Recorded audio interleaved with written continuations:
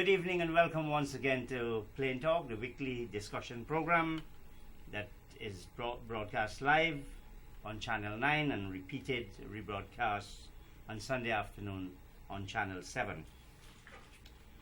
This evening we will deal with an international issue. You may recall that on June 23rd, 2016, in a referendum in the United Kingdom, voters by a majority decided that they would like to leave the European Union some 40 years after Britain had joined the Union. The EU is an economic and political partnership involving some 28 European countries. We couldn't have a better person to speak on what is sometimes regarded as Brexit. That's the exit of Britain from the European Union, than the British High Commissioner to Guyana, Mr. Gregory Quinn. Mr. Quinn joined the Foreign and Commonwealth Office in 1995 and has served in many, many overseas countries, some very challenging, very, very challenging. Mr. Quinn, welcome to Plain Talk. Pleasure to be here, Chris. I think this is your first. It is indeed, yep. Yeah. Hopefully not my last. I hope so too. Thank you.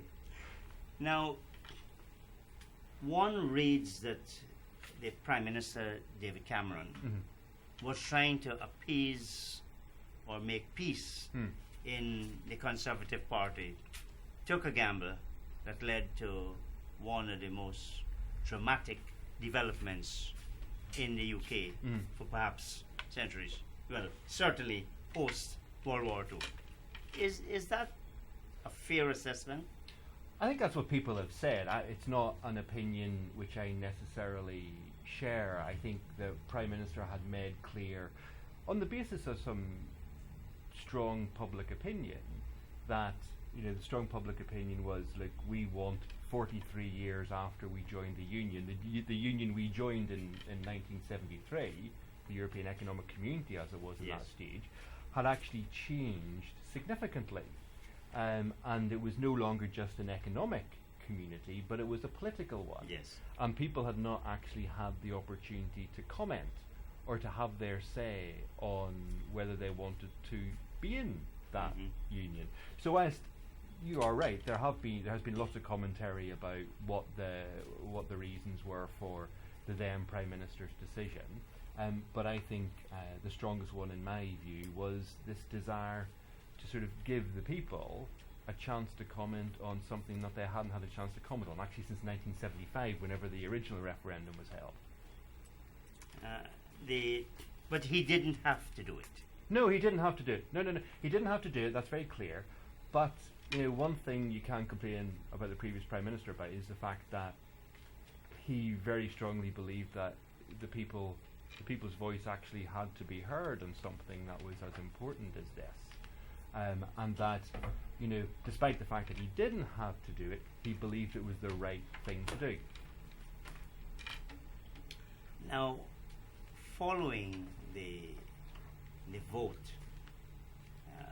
which indeed took many people by surprise. I think it's fair to say that most people expected, very few people expected that the exiters would win. The Prime Minister who called the referendum took a decision that he would step down. Yes. Is that a British tradition, or is that dictated by the logic of the circumstances? I'm trying to think I'm sure it's probably happened before. The Prime Minister the Prime Minister was very clear that he had campaigned for one thing. The voters had said something different, and he decided that he therefore wasn't the right person to continue to lead the country. I think actually what he did was very admirable in actually taking responsibility and sort of holding his hands up and saying, you know what, people have made it very clear what they think, I am not the right person to continue down this road because of what I campaign for. Therefore, it is only right that I hand over to someone else. In many respects, Chris, I think if there were more people who acted like that around the world, politics would have a far better reputation. Well, High Commissioner, that was not the only resignation. No. In fact, you had Boris Johnson, the very colourful former London mayor, and my new boss. And your new boss, that's right. Yes, because he's now at the Foreign Office. He is indeed, yeah. You have the anti-Europe campaigner, Nigel Farage. Mm-hmm. They all resigned following the vote. Yeah, I mean, I think there's going to be some wonderful political studies PhDs done over the whole, the vote and the aftermath and whatever. It was very interesting that people like Boris Johnson didn't feel that they could continue, or didn't feel that they wanted to. Well, wasn't he sabotage? You can say that in good British. You can say that, Chris. I couldn't possibly comment. What was it? A 1 o'clock in the morning call, 5 minutes call. Look, I'm not supporting you from Michael Gove. Was it? Yeah. It could well have been. I think I was back in the UK whenever that happened. No, yeah. I was on the plane coming back here. But I mean, for whatever reason, he decided that, whether it was because he didn't have the support of others within the party, he decided he wasn't going to stand.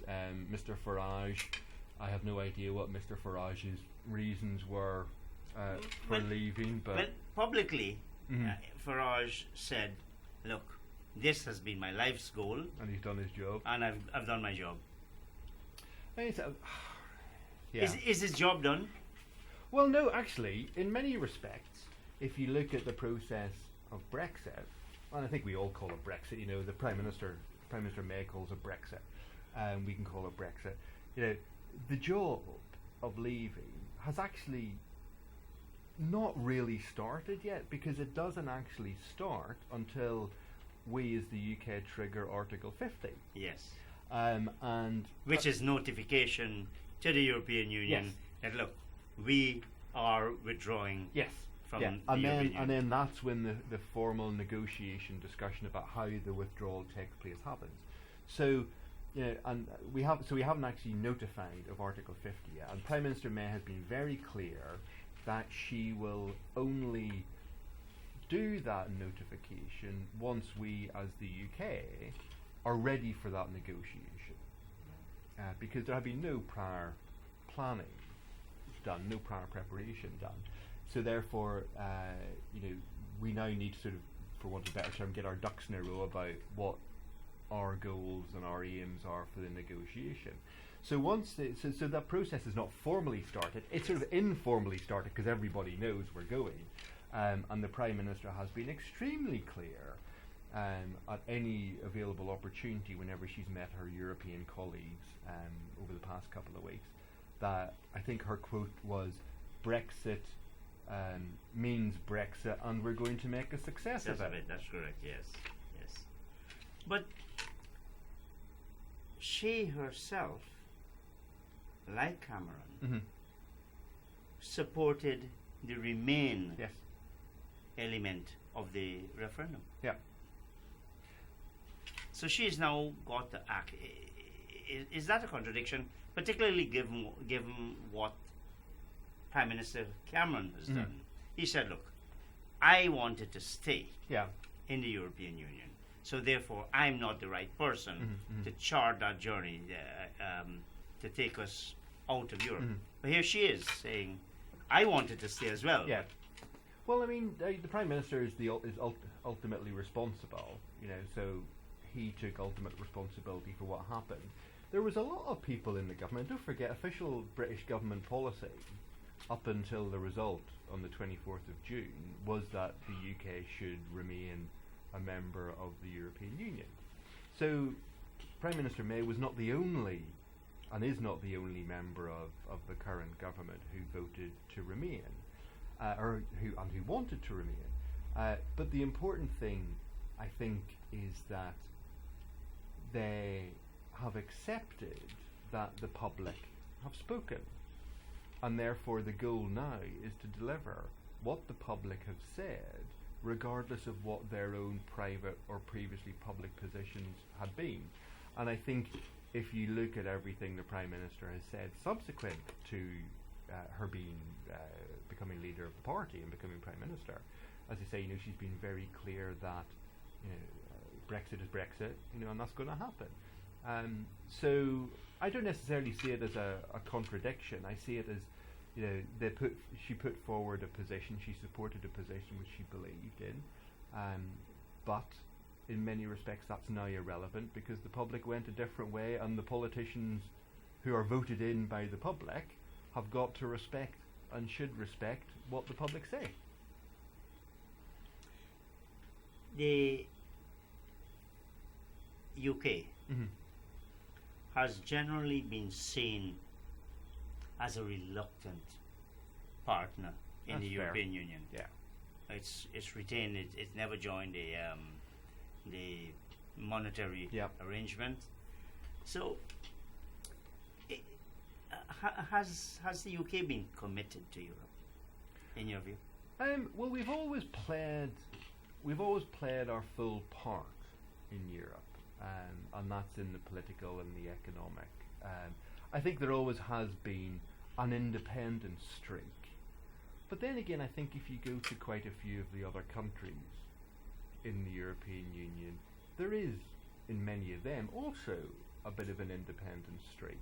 Because despite the fact that everybody is part of this larger sort of union, there is still a very clear national identity. If you go to France, there's a very clear national identity. If you go to Greece, there's a very clear national identity. So I don't think there's any less national feeling in some of the other parts of mainland Europe who maybe have been seen as more European than in the UK. But is it not correct to say, and I'm suggesting this, that in the other countries, it tends, the skeptics tend to be outside of the mainstream, outside of the main political parties? Well, I suppose it possibly, but I think it depends which country you look at. There are certainly the extremist organisations, I think, which we all have, who should be quite happily ignored. But I think there's still a bit across everyone. Now, the bit about whether we've been a reluctant European, I think in some ways, any time the British population was polled about Europe, they certainly didn't demonstrate a level of commitment to it that any of the other countries did. Now, what the reasons for that is, I don't actually know. I mean, I grew up after we joined the Union, so in many ways I've not actually known anything else. We talked of a number of leaders: David Cameron, Boris Johnson, Nigel Farage, now Prime Minister Theresa May. The leader of the opposition, Mr. Jeremy Corbyn, his party was supporting Remain, but he too has been seen as a reluctant supporter of Remain. Well, I'm just reading the same things, I guess, as you are, and as you know, he's also facing his own leadership. Except he's not prepared to resign. Yeah, he's got. I mean, if you look, it's one of the things people often, and I think this is one of the sort of the aftershocks of what happened, was people always looked at the UK and saw what they considered to be a stable political system. And suddenly what happened in the immediate aftermath of Brexit sort of threw that off the rails for a little bit, because you had prime ministers resigning, you had leaders of the opposition facing leadership challenges, you had people who were seen to be potential new prime ministers stepping by the wayside, you had Mr. Farage going, and I think that that was not what people expect from maybe the sort of button-down sort of traditional Brits. There's no harm every now and again to sort of shake things up a little bit. But no, I mean, it'll be interesting to see where the leadership challenge goes, and I think one of the reasons why there was such in the immediate aftermath of the result, things sort of certainly on the economic side and on the monetary side dropped so much, was because not only because it was a result that people hadn't actually predicted, but people didn't expect the UK political system to react in the way that it did. But it's all we've all gone back to our normal sort of button-down selves now. Well, the post-mortem has obviously been taking place. You had the Labour Party in support of Remain. Yeah. You had the Prime Minister, you had the Prime Minister's successor, Theresa May. Yeah. All supporting Remain. What, in your view, was the decisive factor? I don't think there's one. I think there's been a lot of talk about immigration. I don't think that's enough in my view. There's been talk about National Health Service and the 350. Well, yeah, million pounds? there's that, and what was said by both sides, and the accuracy of what was said by both sides. I think there's also potentially things around a vote by people outside of London, for example, and this is one of the things you read certainly, is votes by people outside of London sort of saying, well, hang on, we've had enough of London politicians telling us what to do. We up here, wherever, are we out west or are we down southwest, don't live that life. So as I say, I think there's going to be some fascinating sort of doctoral theses done on this in the coming years, because it was, as you said, a real shock to the system. And it's right. I mean, on the night of the vote, the markets were predicting, and the initial polls were predicting, that the vote was going to be Remain. Yes. Of course, we shared a couple hours that night. Yeah. And I remember you telling me about what the markets and the polls were saying. Now, the former High Commissioner to the UK and Ambassador to the European Union, Jeremy Kinsman, said that the Brexiteers, that's the person who supported Brexit, are like the dog that caught the bus. They hadn't thought what to do next. Well, but everybody seems confused, and maybe that explains some of these resignations. Well, I don't want to carry the responsibility of my actions. Well, I mean, I think there was a certain amount. I think I'll agree. There was a certain amount of confusion immediately afterwards, largely because there had been no, the British government, the civil service, there had been no plan to be done as to what would happen on the vote. But I think, there was a fairly quick steadying of the ship. So, for example, the leadership election to replace Prime Minister Cameron, which was expected not to be completed until the 9th of September, was completed in 3 or 4 weeks. So I think very quickly we got back into a place where there was a very strong hand on the control, which is pointing us in a very clear direction, and has been giving that very clear direction. What do you describe as a clear direction? Well, the clear direction of, right, this is happening, because there's been petitions, there's been lots of discussion as to whether whether it should be second referendum, how the result of this needs to be approved by Parliament, etc., etc.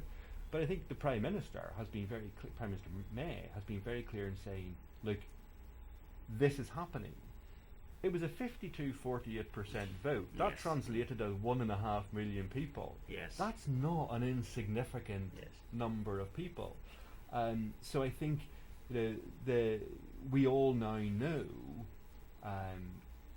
this is what's going to happen, and we all now need to work to make sure that in making it happen, we get the best deal for everyone. Because we might be leaving the European Union, but as my new boss Boris Johnson said, we're Yeah. not turning our back on Europe. You can't leave Europe. Yeah, we can't, because regardless, there's always going to be a connection to Yes, Europe. yes. There's always going to be a cultural connection. There's going to be a personal connection. There's going to be an economic connection, and it's in both our interests to now negotiate a deal which gets the best for both of us.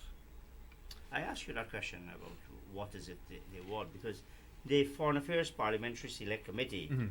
said it is not so much that the UK government does not have a plan Mhm. for Brexit, it does not even know what is to go into that plan. And that's exactly why there's no rush to instigate Article 50.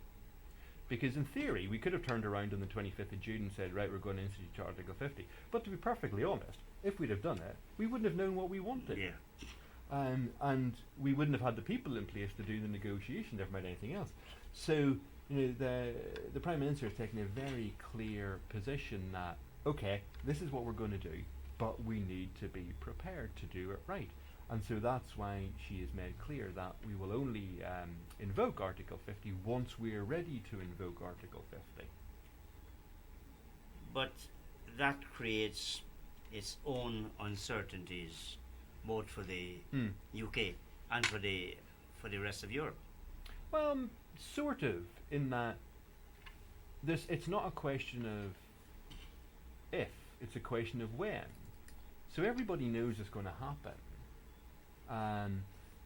We're in a preparation phase now. Whether that creates uncertainty, well, I'm not sure it does create uncertainty, because people know what the end result is going to be. It's just a matter of when we get there, not if we get there. So, and by the end result, I mean that invoking Article 50 at this stage. So everybody's now in that period of getting prepared for that. I want to give you another two quotations. The first from the former Italian Prime Minister Giuliano Amato, and the second by Lord Carr, the British diplomat. The former Italian Prime Minister said, and he claims to be one of the putative fathers of Article 50, that Article 50 was never intended to be a practical provision, whilst Lord Carr said it was inserted into the Lisbon Treaty as a sop to the Eurosceptic media. Well, I mean, the former Italian Prime Minister might know better than me, but the fact of the matter is, whether or not it was never intended to be used for that purpose, it is there, and it was designed to be used for that purpose if anybody chose to. And it's invoke never been it. used. No, this will be the first time. Yes. This will be the first time. Now, it was never, the architect of it says it was never designed to be used for that purpose. Well, sorry, but it's there to be used for that purpose, and that's the purpose it will actually be used for. On what basis it was put in, whether Lord Carr's opinion is as valid as anybody else's, and is probably as accurate as anybody else's, I don't really know. But the fact of the matter is, regardless of the genesis of it, this is the process that will lead to the UK's exit. In terms of the negotiations, Britain currently does not have the ready expertise, because much of the negotiations on trading has been done at the central level from Brussels. Yeah. So where are these resources going to come from to get into the very complex issue of unraveling a country? I mean, I think there's a certain amount. I mean, on specific trade negotiations, that's an area where I think people have noticed a particular absence of expertise within the existing UK civil service. So I think if we look at that bit of it, I think there is going to have to be a process of recruitment of people potentially from outside the civil service, to bring in trade experts who work for, private sector or whatever. There is going to have to be a fairly fundamental, I think it's sort of 5 or 6 times increase in the number of people who are able to do trade negotiations in particular. So there can be some training up to be done. There'll be some private sector people brought in, and I think that's one of I can't forejudge why one of the Prime Minister is necessarily thinking, but I can imagine one of her reasons for seeking to say we will invoke Article 50 whenever we're ready is so that we can start building up and pulling in that expertise from wherever it comes from, because it does not. You're right. It does not exist in the civil service as it currently is formulated. What sort of timeline you see for Prime Minister Theresa May giving notice to the European Union we are formally withdrawing? I would love to be able to give you something, Chris, but I don't know what the Prime Minister is thinking. I know there's been suggestions in the media of sometime in 2017. For notification? For the notification. The media have been talking about, I think, sometime in the first half or the second quarter of 2017.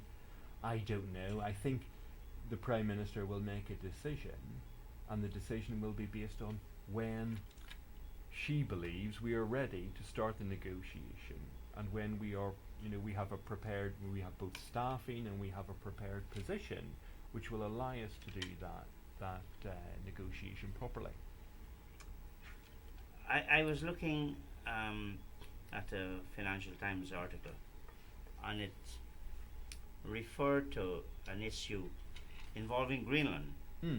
That with one issue, fish. Oh yeah.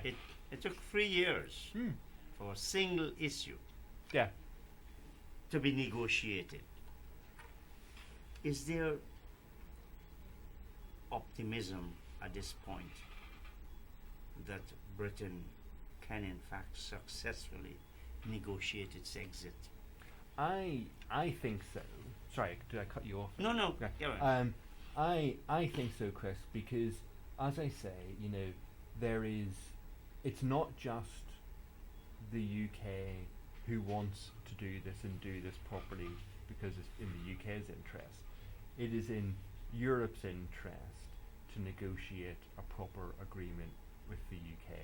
It's in lots of other countries around the world's interest who want to trade with us and who want to continue to trade with us to negotiate new trade agreements to replace the ones that were under the EU as quickly as possible.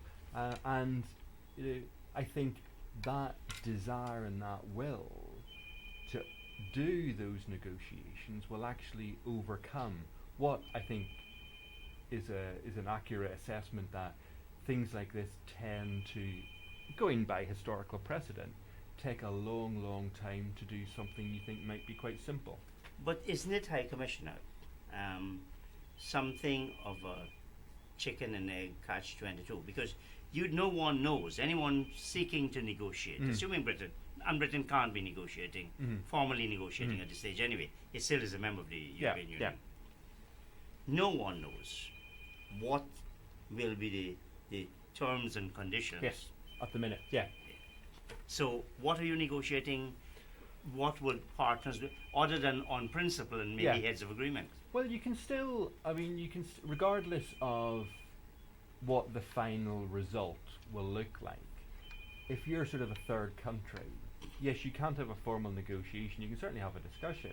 And the discussion can be over the parameters of, well, what do you want, or what do we want to see included in that agreement? How do we see that agreement working? So I think you can still work out a framework agreement, or a framework of a potential agreement, which should be able to be worked put into practice fairly swiftly after the final thing. Because in many respects, what our final negotiation, I think we need to look at this different. I think we need to sort of separate this. There's the negotiation with the EU. Yes. Which I think is one very clear thing. But then there's the negotiations with the other countries. And I think whilst the negotiation with the EU is very focused on what the end result is, the negotiations with the other countries don't necessarily need to know what that end result actually is. But apart from, and yes, I agree, But there will also need to be, because Britain is now on the outside, Yeah. if Britain wants to remain a trading partner of each of these 27 countries, how does it go about doing it? Does it have to negotiate individually with each of these? I think now, and don't hold me to this. Sure. I think the plan is that there's an agreement with the 27 as the European Union. So there'll be one agreement that we will and that will come out of that exit negotiation. So there will be a trading agreement, there will be an agreement which will cover a multitude of things, one of which will be trade. Yes. And that will be with the 27 remaining member states. And then there will be individual agreements potentially, or group agreements potentially, with other parts of the world. So that I don't see. My understanding is that we wouldn't, for example, have to go to France and negotiate a bilateral agreement, and go to Germany and negotiate a bilateral agreement. There will be an EU agreement, which will be a UK-EU agreement, the same way they're working on plans for a Canada-EU agreement, or there's been an Australia-EU agreement. I think we become like, in terms of a negotiation, we become like, a third a sort of another country negotiating with the bloc as a whole. But would there be individual country implications? Okay, here is the EU now entering into an arrangement with the UK. The EU is 27 countries. Each of those might have a different perspective on what that relationship ought to be. Because one of the elephants in the room, I believe, would be the people. Oh, the free movement. Yeah. And persons who are there, even if you shut down movement, you still have 3.5 million European citizens in the UK. Yeah. And I think it's one and a half in Europe. Yeah. I'm sure there'll be individual. I'm sure, because that's how it's always operated. The individual member states of the EU have always had their own opinions, which are then sort of distilled together into a bloc opinion when it comes to trade. So I would expect there to be quite a discussion within the remaining 27 as to what the approach should be with the UK, and then that's the approach which is then taken with it. I mean, you're right. There are things like freedom of movement. There's what happens to the 3.5 million and the 1.5 million. There's what do we do about the only land border the UK has with Europe, which is Northern Ireland and the Republic of Ireland.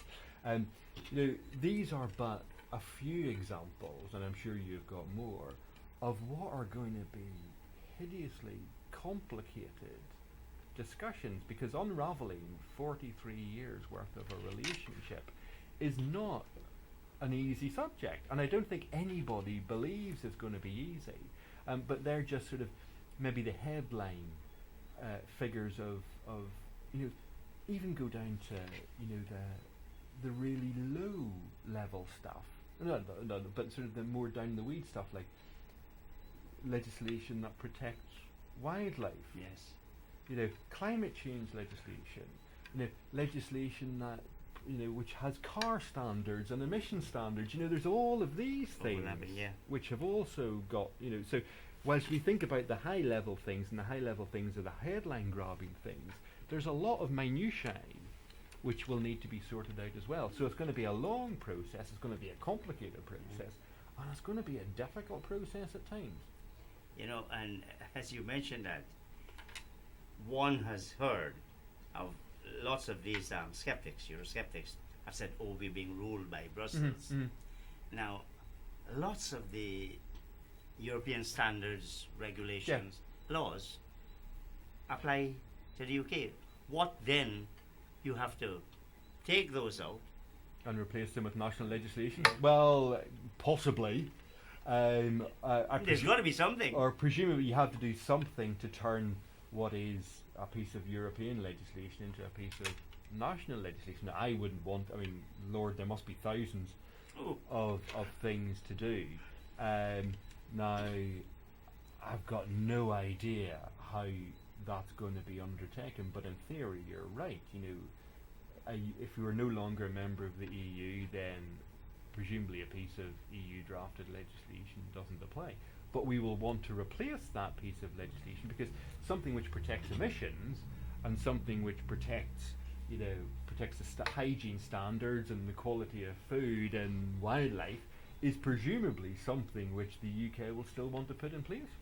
High Commissioner, the more I think of this, the more complicated it gets, because apart from those standards now, you have decisions of the European Court.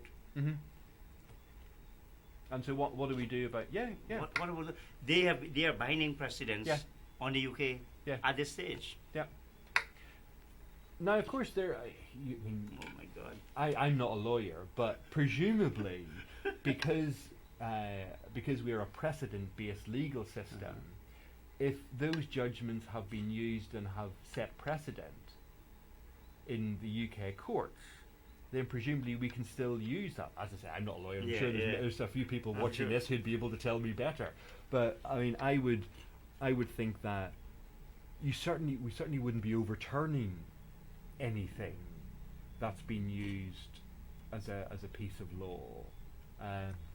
But it's. I mean, I don't think anybody should underestimate how complex this is going to be. You only have to mention it to realise. I know, if you start talking about what sort of issues there are involved. Yeah. I don't know whether there's accountancy standards, probably, Chris, which are also involved, which are also covered by it. And movement of professionals. Yeah. And the Prime Minister and the team's been very clear that the UK still remains open for business and still wants to keep London as a leading financial centre, still wants to be a properly trading nation. So we're going to have to find a way of ensuring that what allows us to do that, in terms of being able to bring in properly skilled professionals, is still in place. Because we can't close we can't just close. You can't just shut up the UK to anybody. But it's not in our interest to do it because we will always need, every country always needs, to be able to bring in some people and some specialists to do particular jobs. Do you see some of the changes, modifications, amendments that have got to be made to accommodate Brexit as themselves requiring some kind of consensus among the people by way of a referendum? I would have thought parliamentary approval, because referendums, the government can decide to call a referendum. Yes. It's the government's choice, as we discussed earlier. It's not something which is necessary. It's not like the Swiss system where if you get a certain number of signatures, it has to be a referendum. So I think whether the government chooses to hold a referendum on something is for the government to choose. Otherwise, it gets passed by the duly elected parliament, or not passed by the duly elected. The parliament passes it, or parliament decides not to pass it. You have noticed. We know Prime Minister Theresa May is pretty focused on yes, we will be going. I will say when. Do you see any buyer's remorse at all? From whom? The people? I think there were. I know in the couple of days afterwards there were a few people who were recorded and reported on TV as saying, "Well, we voted leave, but we didn't actually think it would count." There were several people I think who were interviewed who said that, but I think there is still a very strong groundswell of people who feel very passionately about it. But I think the vast majority of people have accepted the fact that this is going to happen, and that we need to make it happen in the best possible way. Well, now that they have seen what I think are some of the consequences, a fall in house prices, the property market has taken quite a hit. The value of the pound sterling to other currencies, many of the leading financial institutions expressing serious doubts about whether they will continue Mm. to remain in London, and therefore London losing its place as one of the major financial centres of the world. Are these not sufficient Mm. to cause people to say, well, look, this might not have been such a good idea after all. We didn't really understand what we were doing. I think you might have to ask the 17 million people who voted to leave on that one, Chris. I mean, I think we shouldn't sort of put too much store into what have been some fairly short-term indicators. So yeah, you're right. The pound dropped, what was it, 20%, I think, in a couple of days afterwards. But it's slowly moved back up again. Okay, it's not at the place where it was on the 22nd of June, but it's moving back up. The stock market, after an initial drop, has moved back up. House prices, yeah, you are correct. The house prices in some areas have gone down more than expected. I mean, there's been a hit of confidence. I don't think anybody doubts that. But I think there's been some positive aspect, not positive, but there's been some subsequent announcements which demonstrate that, the world did not stop turning. And I said, you've heard me say this several times, on the 24th. We've seen some major investment from Japanese firms into buying sort of UK microchip producers. You've seen a variety of companies announce new investments. Well, in the because UK. because now No, whether better to do but, business. but the fact of the matter is, if people were as worried, Yes. I think, as some people thought they should be, then regardless of how good value for money you're getting by the reduction in the cost of, or the reduction in the value of the pound, you wouldn't be pumping your money into the UK. So I think that shows an inherent confidence in the strength of the UK. Which has a market of, what, 85, is it? No, I think 70 million? 70 million people. Yes, But Nigeria's- I think what was the phrase, that the UK has always been a nation of shopkeepers and Yeah. and sort of traders or whatever. So and there's no question of us actually turning in on ourselves on this sort of thing. In fact, the exact opposite has happened. We've seen an increase in the resources and activity going to support international trade. We have had the creation of a department for international trade. We now have a Secretary of State for International Trade who's a cabinet member when we didn't have one. But that's partly before. influenced by the Brexit, isn't it? Well, I mean, it's a result of that, but it's a result, I think, of a demonstration to show that we will be out there. Yes. And we do want to do the trade deals, and we do want to have the ongoing relationship, and possibly a different, and it'll be a different relationship with some countries, because obviously we won't be under the EU umbrella.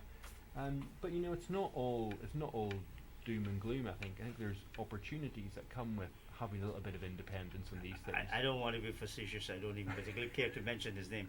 Mr. Trump said, well, that would be good for his The golf youth? course. Oh, his goal, yeah, indeed, indeed. But I mean, you raise an interesting point about the US, because President Obama was clear what he thought before the referendum. But you know what? Subsequent to the result, him and Secretary Secretary Kerry have been very clear. One, on the fact that the special relationship will remain as it is, but also that there is a very strong desire to negotiate a trade agreement as soon as it is possible, and within the, as you say, within the restrictions of not being able to negotiate and sign something until after we've actually left, to actually come to a new trade agreement as soon as possible. We did mention his name. He called on voters to support Brexit, Mr. Donald Trump, while President Obama strongly advocated and exhorted the voters to remain. Do you see any significance in the results as to the positions taken by the the Republican nominee and President I Obama. don't think it's for me to comment on the on the U.S. electoral race, but I think what is clear to me, and I think this has been something which we've seen across the spectrum, is an acceptance of the fundamental principle that the majority in a democratic society which has decided to go one way has to be respected. And I think that's the fundamental part of it, is everybody, lots of people who wanted to stay have accepted the fact that we live in a democratic system. The majority of the people voted one way. They might not necessarily have agreed with it, but you know what other choice do we actually have? Nobody complained about the vote not being free and fair. There was no question about the process of the vote. So, what other option do we possibly have but to accept the will of the majority of the voters? Well, what about this here? You had 4 countries, really. Yeah. Now, 2 years ago, Mm-hmm. Scotland, which is one of the 4, Yeah. voted in a referendum to stay in the UK, Yeah.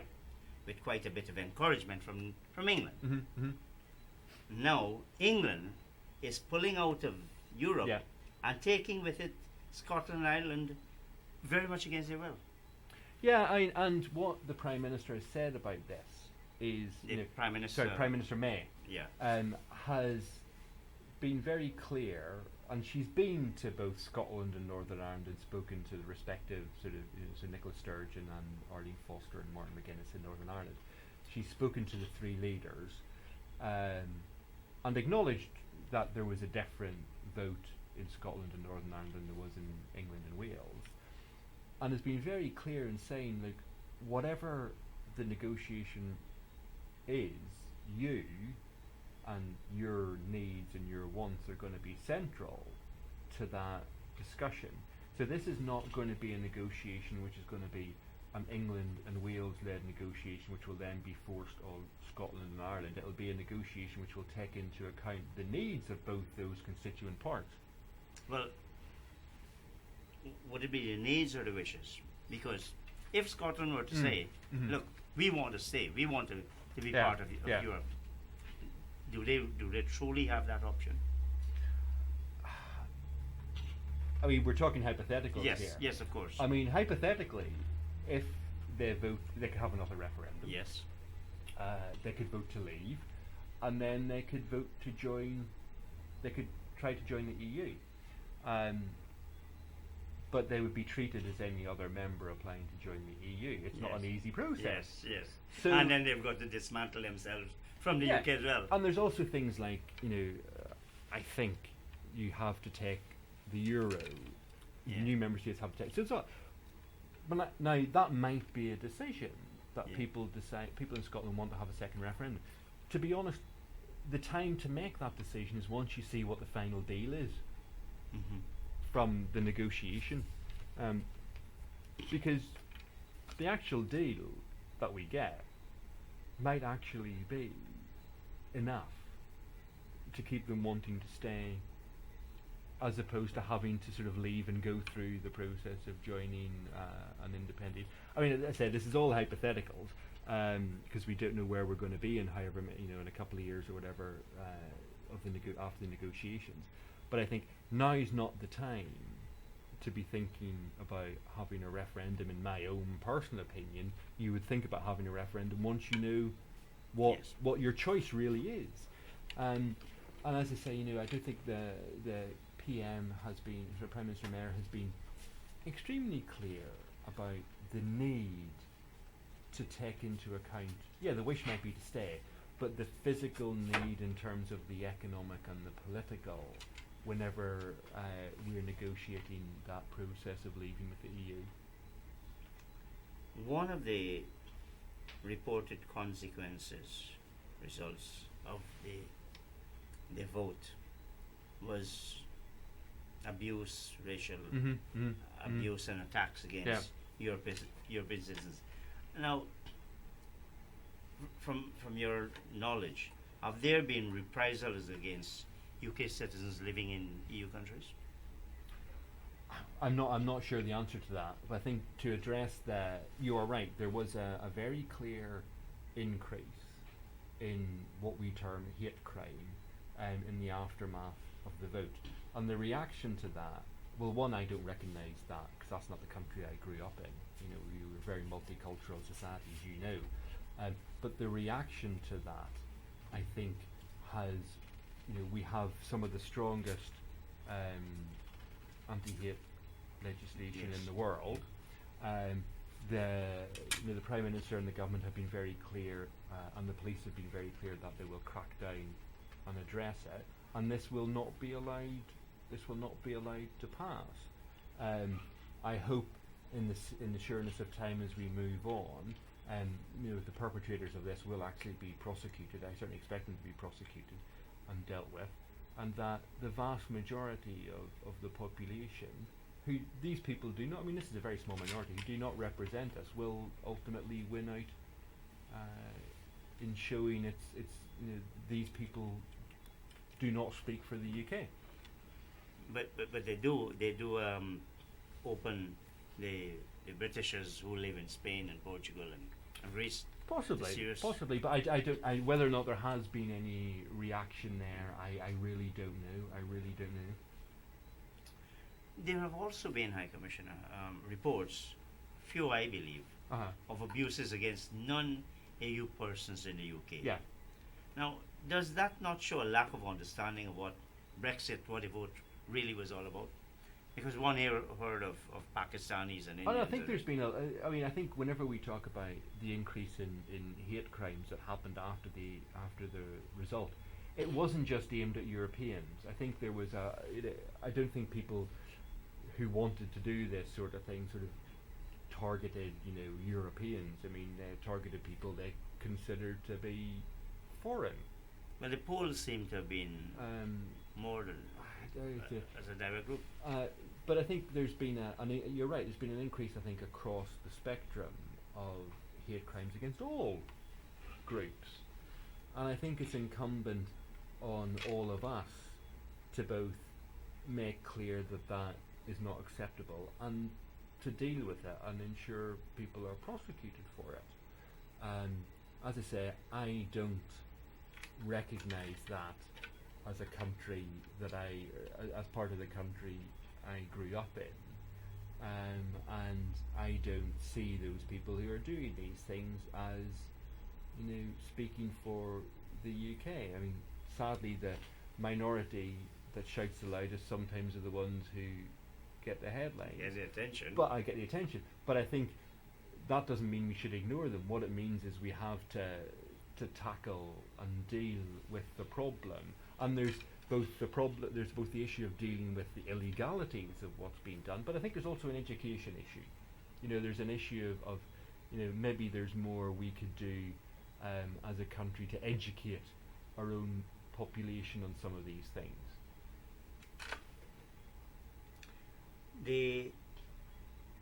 From the West Indian perspective, the Guyanese perspective, what do you think would be the implications, if any? Britain now standing alone, and if I may put this forward, when the preferential sugar prices, when those were being abolished, the reason given is that, look, we now have our primary obligations to the European Union. What implications do you see for the? I think there's still lots of, this is one place where there's still quite a lot of work to be done in terms of the implications for other areas. The sugar thing was not just because of an EU thing, but it was also because of a World Trade Organization. And the World Trade Organization rules will still apply. I think we actually have an opportunity to expand or to design a new trade relationship with CARICOM and the Caribbean and countries like Guyana. There's no immediate I don't see any foreseeable implication in terms of the level of assistance that we give here. So, for example, what the Prime Minister Cameron announced in Jamaica last year of the European Caribbean Infrastructure Fund will continue. There's no question of that changing. So there's no suggestion that we will seek to draw back from our commitments. In fact, I would expect us to be more outward looking now, because we will have to stand by ourselves and we will have to operate by ourselves, and therefore we're going to have to be more outward looking and more active globally than maybe we might have been as part of that larger bloc, which gave us a certain degree of protection. Except you mentioned standing by yourself, but you would, I presume, still be very much a part of NATO. Oh yeah, so standing by ourselves maybe on a trading front in terms of the EU, but yeah, we'll still be a NATO member, of course, and we'll still be a permanent member of the Security Council. We'll still be the G7, the G20. So that, that's not going to stop. We'll still be we'll still be one of the few countries to spend 2% of our GDP on defence, and more importantly, 0.7% on development. But that's part of our outward looking, even though we are standing maybe not as part of the EU anymore, we still understand our obligations and our role in the world, and that role in the world has not reduced simply because we are no longer a member of the EU. I'm sorry, High Commissioner, I've just been signaled that our time is up. I did have a couple more questions. That's my bad time management. But I do want to say thank you very much for this very frank and informative discussion we've had this evening, and I hope we can continue it at some point. Definitely. Thank you very much, Chris. It's my pleasure. Operators and viewers, thank you, good night, and I'll see you next week.